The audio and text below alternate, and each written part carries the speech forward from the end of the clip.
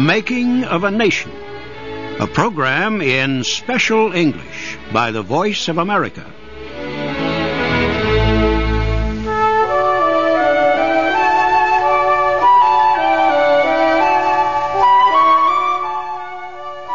In the middle 1840s, the United States offered to buy California from Mexico.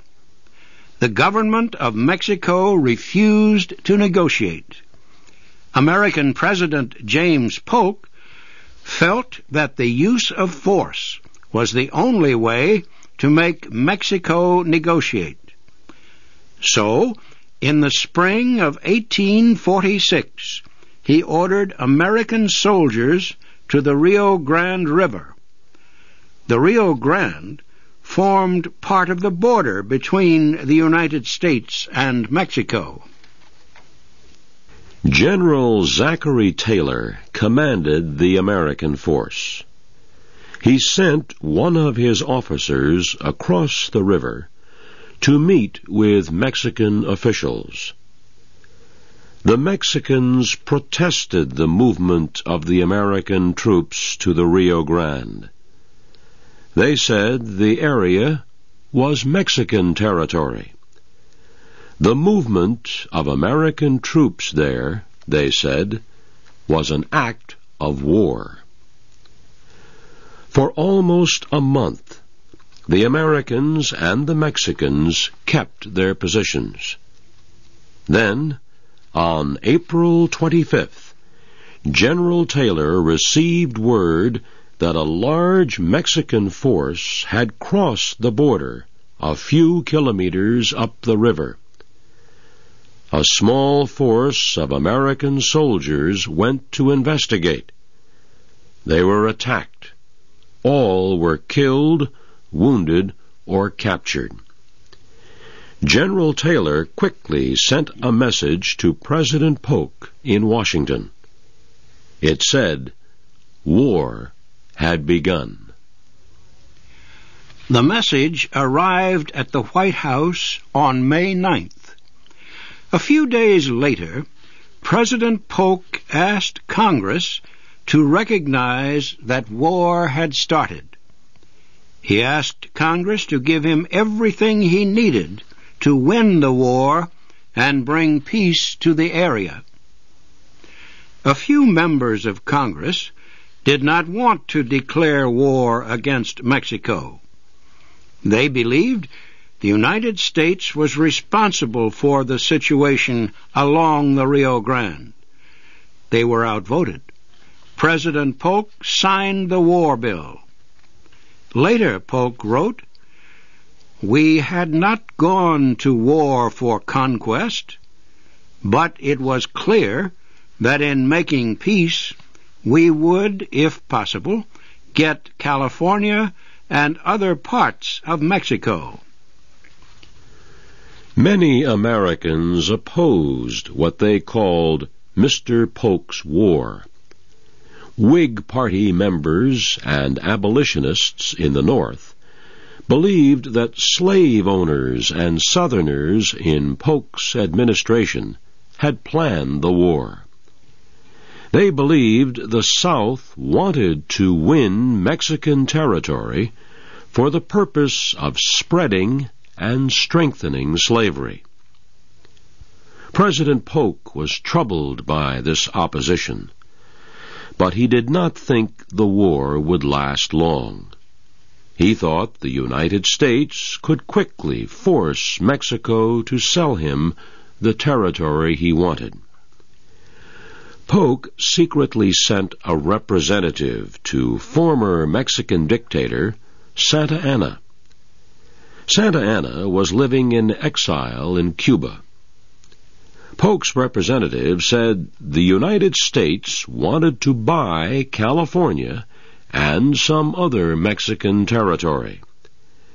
Santa Anna said he would agree to the sale if the United States would help him return to power. President Polk ordered the United States Navy to let Santa Anna return to Mexico. American ships that blocked the port of Veracruz permitted the Mexican dictator to land there. Once Santa Anna returned, he failed to honor his promises to Polk. He refused to end the war and sell California. Instead, Santa Anna organized an army to fight the United States. American General Zachary Taylor moved against the Mexicans. He crossed the Rio Grande River. He marched toward Monterrey, the major trading and transportation center of northeast Mexico. The battle for Monterrey lasted 3 days. The Mexicans surrendered. Then General Taylor got orders to send most of his forces back to the coast. They were to join other American forces for the invasion of Veracruz. While this was happening, Santa Anna was moving his army north. In 4 months, he had built an army of 20,000 men. When General Taylor learned that Santa Anna was preparing to attack, he left Veracruz. He moved his forces into a position to fight Santa Anna.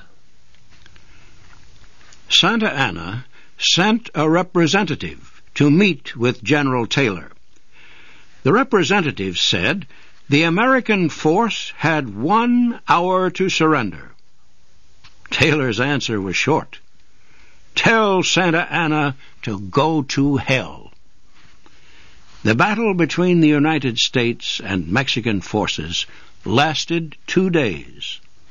Losses were heavy on both sides. On the second night, Santa Anna's army withdrew from the battlefield.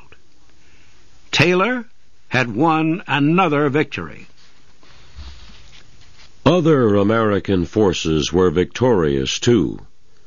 General Winfield Scott had captured the port of Veracruz and was ready to attack Mexico City. Commodore Robert Stockton had invaded California and had raised the American flag over the territory. Stephen Kearny had seized Santa Fe, the capital of New Mexico, without firing a shot. Still, the war was not over. President Polk's short war already had lasted for more than a year. Polk decided to send a special diplomatic representative to Mexico. He gave the diplomat the power to negotiate a peace treaty whenever Mexico wanted to stop fighting. A ceasefire was declared, but attempts to negotiate a peace treaty failed. Santa Anna tried to use the ceasefire to prepare for more fighting. So General Scott ended the ceasefire. His men began their attack on Mexico City. The fighting lasted 1 week. The government of Mexico surrendered. Santa Anna stepped down as president. Manuel de la Peña y Peña, president of the Supreme Court, became acting president. On February 2nd, 1848, the United States and Mexico signed a peace treaty. Mexico agreed to give up California and New Mexico. It would recognize the Rio Grande River as the southern border of Texas.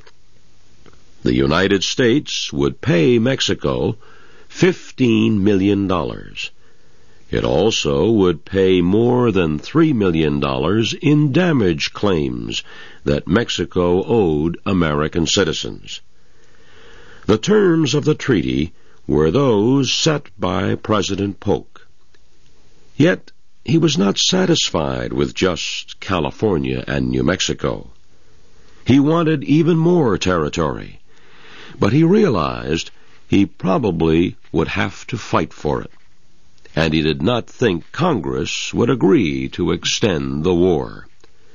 So, Polk sent the peace treaty to the Senate. It was approved. The Mexican Congress also approved it. The war was officially over. The United States now faced the problem of what to do with the new lands. President Polk wanted to form territorial governments in California and New Mexico. He asked Congress for immediate permission to do that.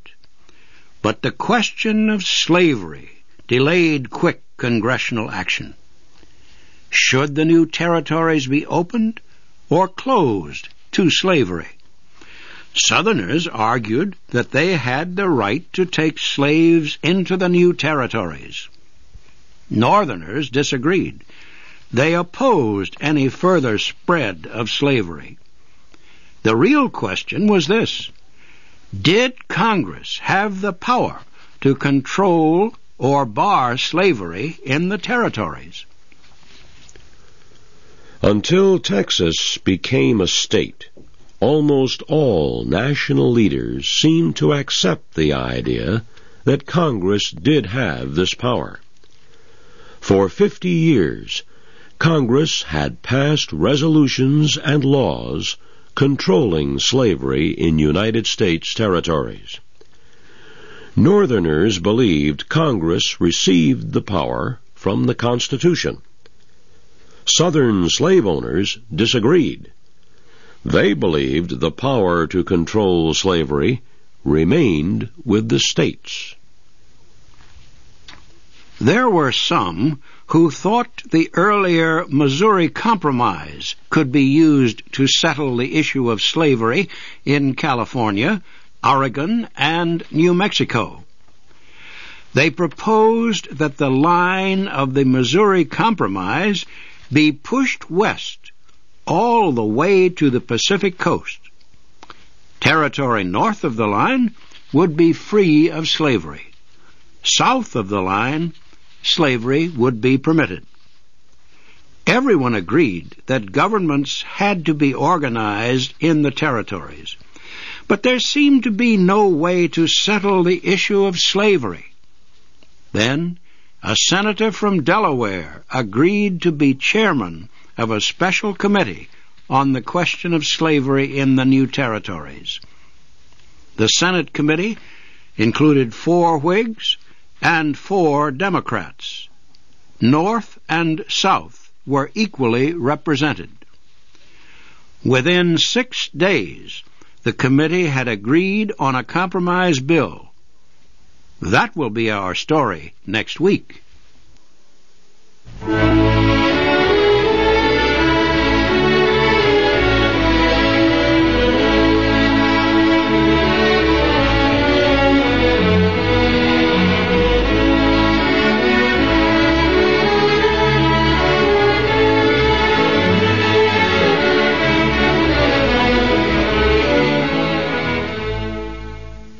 You have been listening to the special English program, The Making of a Nation. Your narrators were Morris Joyce and Larry West. Our program was written by Frank Beardsley.